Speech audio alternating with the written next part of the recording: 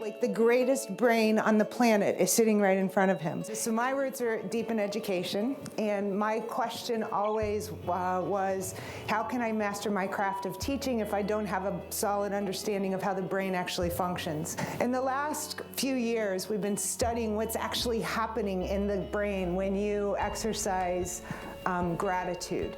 And gratitude is different from empathy, and it's different from happiness. Just moving increases the amount of blood flow to your brain, as does dark chocolate.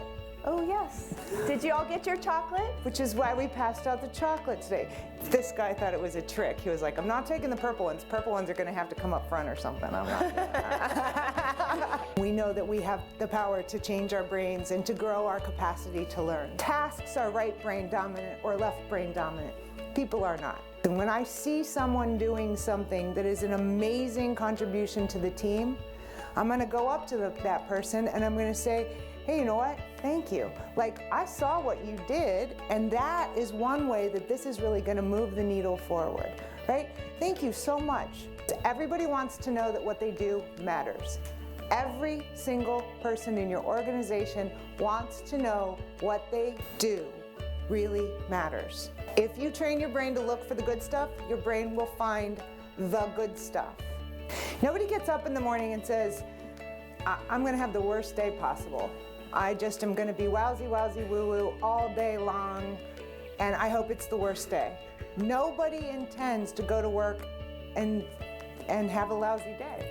And the guy next to me said, oh, so yeah, you work with millennials then?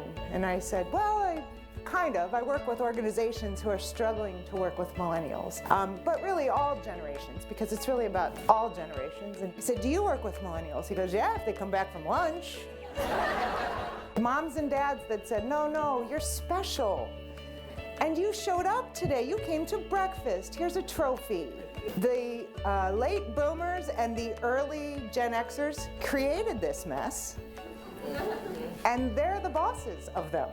As my father would say, it's a different world for them. It's just... So it's really about looking for new ways to collaborate and solve problems, because sometimes the problem really isn't the problem. Sometimes the problem is how different generations see the problem and how ineffective they are in coming together to find a solution for the problem. But they will actually move mountains to be a key contributor.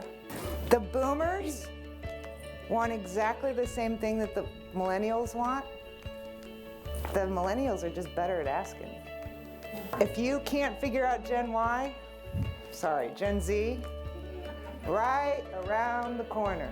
If you really want to foster a culture of mentorship, what that means is across generations, you have to give everybody a place to contribute, and they have to be recognized for those contributions. What's the difference between the rock star organizations and the hope you're around next year organizations? It's the people. I want you to think about everybody comes to work wearing their own set of lenses. You can talk to your friends. You can talk to your friends. We'll get all kinds of people to go to HR and fill out an application. You know what? It's so We have tried this before. We have tried this before. It didn't work last time. It's not going to work this time. It'll be okay. I don't know who she thinks she is, but she is not going to change and rewrite history, because we've been there. She's crazy. Don't listen to her. This is by far the activity that people comment on, because they say, I go to meetings now and I go, okay, take off your red lenses right now. Like, put your black lenses on. We have rules, right? We need all of these perspectives typically to make it work, because we need the rules, right? But we need the passion. We need the people that say, yeah, we can do this. You're probably right. But then we need, the people that are saying, hey, let's try it a different way. Let's look outside of how we've always done it. That you're going to find this so fascinating that you're going to want to tell somebody tonight at dinner. You're going to talk about this tonight.